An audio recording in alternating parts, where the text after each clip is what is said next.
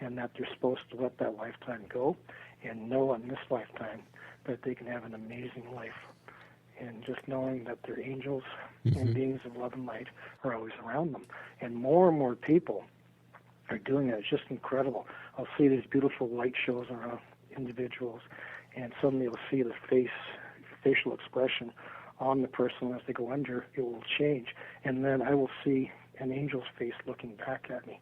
So, for instance, if a person's under in the deep meditative state, the person may have brown eyes, the face shut, or the eyes shut, and all of a sudden this overlay of a beautiful angelic being looks back at me, say, with blue eyes, and it's just incredible. That tells me that they've connected, they've gone very, very deep. And a lot of times when I've been working with people, many of them have passed over now, but they had some serious life-threatening diseases such as cancer, and they were able to leave their bodies, go up, experience past life information, a lot of times go into healing gardens, talking to loved ones, guides, and angels, getting incredible amounts of information, and then they would come back in the body. And I have a story in there of one lady that came back, and she smiled, and it became like a journey for her. So when she passed over, that's what it was. And because she had no fear of death, because she'd been going up there for many, many years. So she was able to just, when it was time for her soul to leave, she just left, went up into the heavenly fields. Wow. And my wife and I had visited her, I think, a day or two before she passed over, and we could see this beautiful angelic shape of a figure touching her head, and another one was down by her feet, and it was just incredible. And then shortly after that, that's when my wife and I knew that she had passed over. But it's just an amazing experience. So I want to say to people out there, you should have no fear of death, knowing that you are immortal.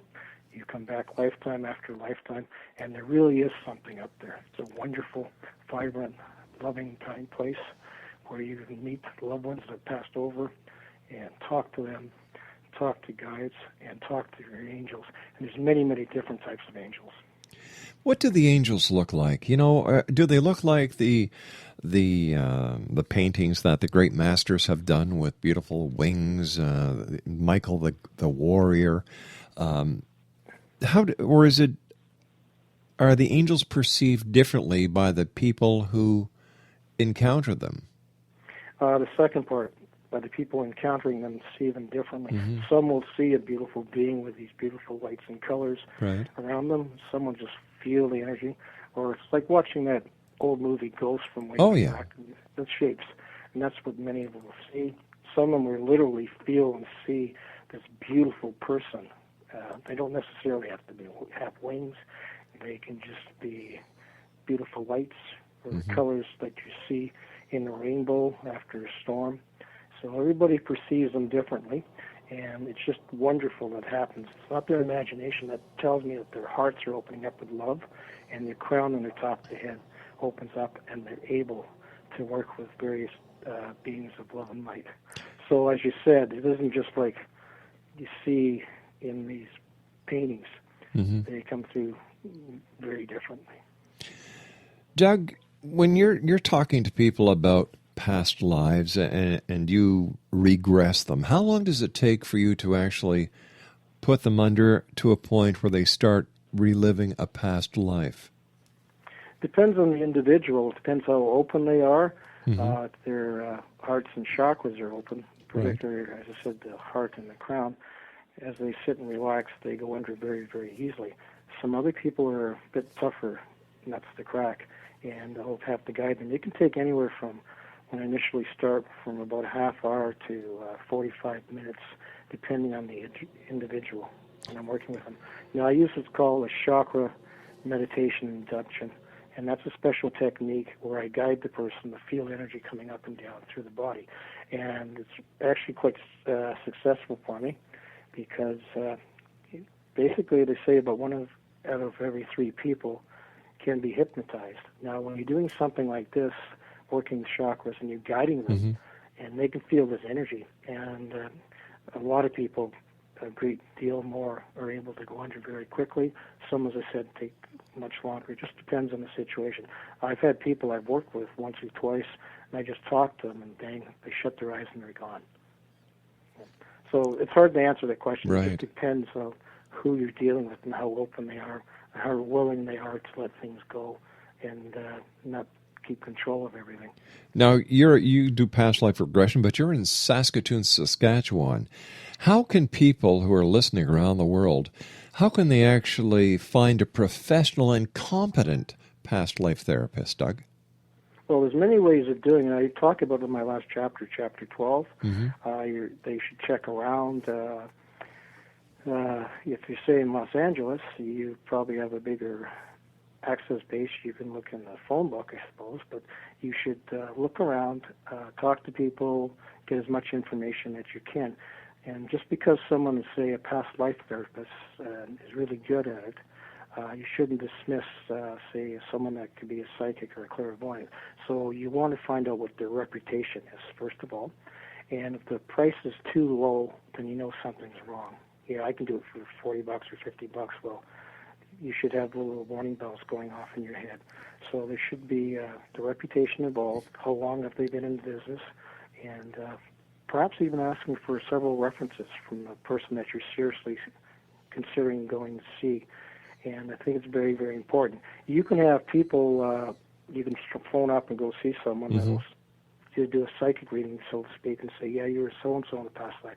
And that may be fine, but it's not as relevant as someone guiding you, taking you into a lifetime that you can see, feel, smell, and experience yourself. So the best bet, as I said, to look at the prices, a reputation, and even word of mouth. And also, the final idea would be, how do you feel? Do you feel comfortable with this person? Do you think that person will be able to guide you, help you safely and securely, and empower you to get to where you need to go? In your book, do you discuss the power of forgiveness in the past, present, and a person's future? Very much so. And it's very, very important. Now, a lot of people hold pains very deeply inside, and they can come back in this lifetime and have this terrible pain or anger held deep, deep inside towards someone, and they reflect it outwardly towards everybody around them. And it may be, say, someone that knew in a previous lifetime, they came back into this lifetime together in different roles or situations, and perhaps they were, say, husband and wife in the last lifetime. They fought bitterly, didn't get along. They came back into this lifetime, and they may have changed their roles a bit. And the idea is they need to be able to let the pain go from the past. Perhaps the husband murdered the wife, or the wife murdered the husband. That's an extreme example. And they come back in this lifetime, and they're bitterly fighting with each other, and they're going down a similar path. And they have to recognize that you need to let these pains go. Now, there's a lot of reasons for looking at a past life regression. There's, of course, there's emotional healing, there's physical healing, anxieties, fears. I spoke about relationships. So there's many, many reasons to look at that. And I'd like to go into detail, perhaps, talking about fears and phobias, how people have stuff very, very deeply inside. They have a fear of water, a fear of heights, a fear of spiders or snakes or whatever, and they don't have a rational reason for it. And when they can look into the past, they can get that information, go, oh, okay, that's why I got my fear of heights. I was tossed off of a cliff. And that'll do it. Yeah, that'll do it. Or with relationships, as I said, they look at each other, and now it's time to either heal and move on, or just get on with, say, a new life, get rid of that karmic debt that they've incurred. Let me ask you something. Why is it so hard for people to forgive themselves, and yet it's so easy for them to forgive others? Oh, there's a lot of people like that. Yeah. They don't love themselves deep inside. They've done something in the past, perhaps maybe when they're a young kid, a young man or woman, and they constantly dwell on it, and they never forgive themselves for something they've done in this lifetime, and perhaps even something from a lifetime before.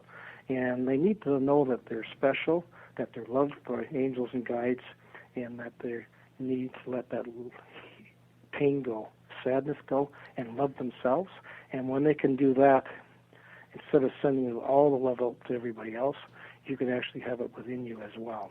And just some people bury pain so deeply, particularly in relationships. A lot of individuals will have a terrible marriage or relationship of some sort, and they leave so-and-so, and they don't ever want to talk to this man or this woman again. Right. And they become very, very bitter.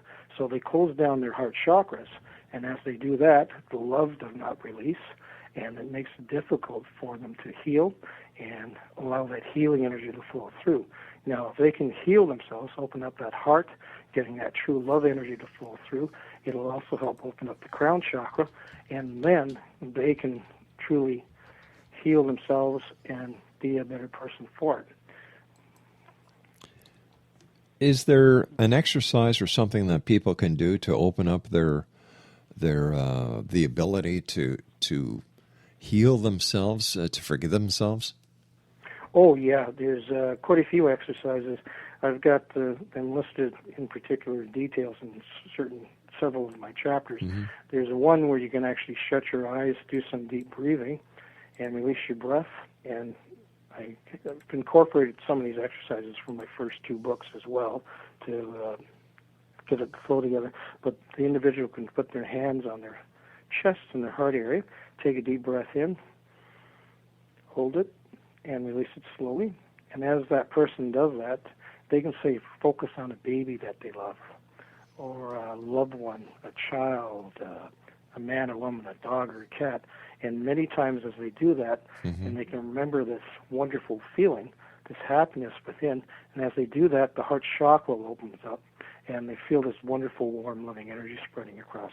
In some cases, they'll let the sadness go and be able to release and heal and move on. And people have to recognize that we live in a paradise, a beautiful planet, and we're beautiful souls, and we're here for greatest spiritual growth. And I just want to stress that you have to let your pain go, your hatred or anger towards someone, and just move on. I guess the Beatles had it right when they said all you need is love. Oh, yeah. That's for sure. All right, my good friend Douglas, please stand by. You and I have to take our final break. Exo Nation, always a great pleasure having Douglas DeLong on the show. He's in Saskatchewan. It's a beautiful province here in Canada.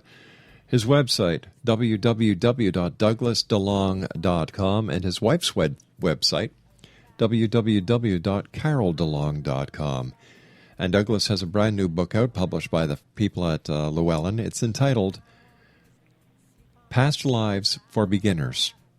Douglas DeLong and I will be back on the other side of this commercial break as we continue here in the X Zone with yours truly, Rob McConnell. Don't go away.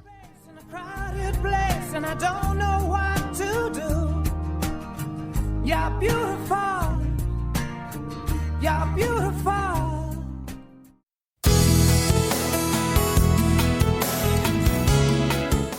With each new extreme weather event or terrorist act, it becomes increasingly obvious that we live in uncertain and challenging times. We all buy car insurance. Why not collapse and catastrophe insurance? Matthew Stein, an MIT-trained engineer and green builder, has written 2 outstanding books to help people prepare, plan for, and deal with everything from minor situations lasting a few days to full-on collapse. Matt's first book, When Technology Fails, is a manual for self-reliance, sustainable living, and surviving the long emergency. This massive book covers the gamut from first aid and emergency preparedness to alternative healing, renewable energy, primitive living skills, and 18th century technologies that could be critical to your comfort and survival in a long-lasting crisis. Matt's second book, When Disaster Strikes, is a comprehensive emergency preparedness handbook and survival guide. When Disaster Strikes is an essential item for every family's go bag. Both books are available at all usual sources. There's a wealth of totally free information posted at whentechfails.com, and author-signed copies may be purchased at mattstein.com. That's www.whentechfails.com and www.mattstein.com.